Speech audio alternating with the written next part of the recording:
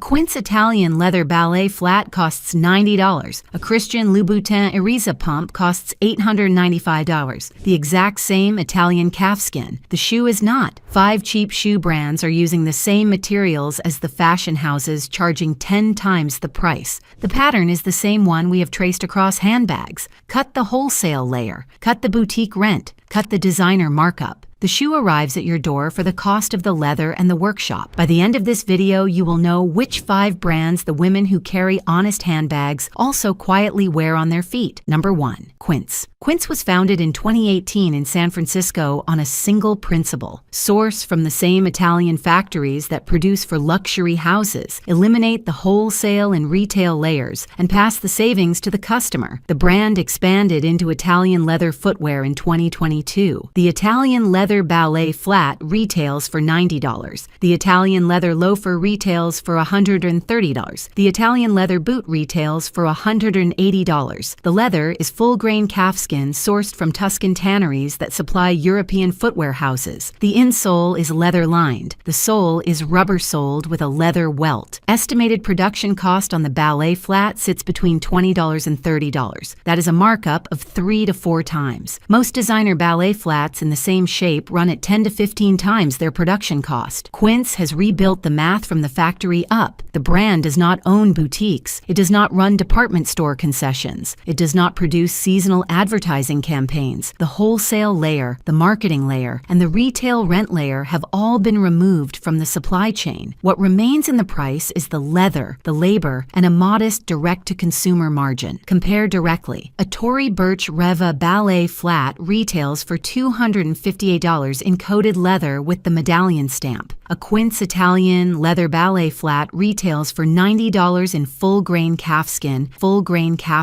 with a leather-lined insole. The medallion is the price difference. The leather is identical. The shoe will not last as long as a Repetto or a Manolo. The construction is honest at the price. The leather is honest at the price. The brand does not pretend to be heritage craftsmanship. It is direct-to-consumer Italian leather at a price most American shoppers have never seen on full-grain calfskin. This is the cheapest entry on this list. It is also the shoe most women in the West have never been told to look at. Number 2. Margaux New York. Margaux was founded in 2015 in New York by Sarah Pearson and Alexa Buck, 2 former Harvard classmates who built the brand around a single product, the handmade ballet flat. Every pair is hand-stitched by craftspeople trained in traditional shoemaking techniques. The demi ballet flat retails for $245. The pointed toe flat retails for $245.